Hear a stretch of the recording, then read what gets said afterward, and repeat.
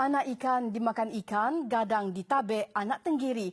Ameh bukan, perak pun bukan. Budi saketek, rang hargai. Demikian antara teras adat pepatih yang membawa maksud mendalam hubungan erat sesama manusia. Kata-kata itu menjadi pegangan masyarakat Minangkabau sehingga kini. Azaria Tagaya yang berpeluang ke Padang Sumatera Barat baru-baru ini mendalami sejarah budaya Minangkabau di sana. Antara ikon budaya yang melambangkan Minangkabau pastinya Rumah Gadang yang bukan hanya tempat tinggal, malah menjadi ruang mesyuarat dan upacara bagi masyarakat matrilineal Minangkabau. Rumah Gadang dimiliki oleh wanita sesebuah keluarga dan hak milik diturunkan daripada ibu kepada anak perempuan.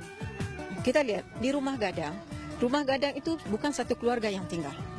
Banyak keluarga. Seperti rumah kita ini yang dijadikan pusat dokumentasi ini, ruangnya ada 9, berarti bilik ada 8. Karena ruang ke tengah itu jalan ke dapur. Jadi ada 8 keluarga yang mendiami.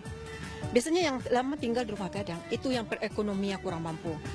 Segala aspek reka bentuk Rumah Gadang dari keunikan bumbung berbentuk tanduk hingga cara pembinaannya semuanya membawa maksud tersendiri. Contohnya, tiang struktur Rumah Gadang sengaja dibina tidak lurus. Tingkap dan pintu juga sengaja dibuat tidak selari dengan lantai rumah dengan ukuran berbeza. Ini menjadikan Rumah Gadang lebih stabil dan kukuh jika dilanda gempa. Tempat menyimpan padi atau rangkiang yang dibina dengan tiang 4, 6 dan 9 juga ada maksud tersendiri.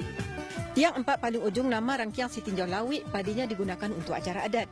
Misalnya ada acara seremonial di Rumah Gadang, ambil padi yang paling ujung. Tiang 4 lagi agak di tengah, nama rangkiang si tenggang lapa. Ini padinya digunakan untuk membantu fakir miskin, untuk sedekah, untuk bayar zakat. Kalau tiangnya 6, ini namanya si bayau-bayau, padinya kita gunakan untuk makanan sehari-hari penghuni Rumah Gadang. Paling ujung tiangnya 9, nama rangkiang harimau paunyi koto. Ini padinya digunakan untuk pembangunan di kampung. Jadi misalnya di kampung orang buat jalan, buat masjid, kita ambil padi situ, kita jual, hasil penjualan padi kita bantu untuk pembangunan. Antara lokasi bagi mendalami sejarah Minangkabau adalah di Istana Pagaruyung. Selepas istana asal di Batu Patah terbakar sebanyak 2 kali akibat rusuhan dan kemudian dipanah petir, replika istana ini dibina di wilayah Batu Sangkar.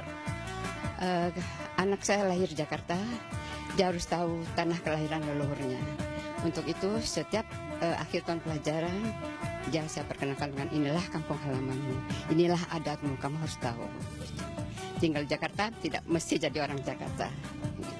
Baik saudara, jika kita ingin membina satu struktur menggunakan kayu, kita akan ambil paku dan juga perekat untuk menggabungkan kayu itu dan menyatukan semuanya. Dan begitu juga jika kita ambil kira konsep yang sama kepada adat dan budaya. Adat dan budaya itu sebenarnya adalah perekat dan juga paku yang boleh menyatukan sesebuah masyarakat.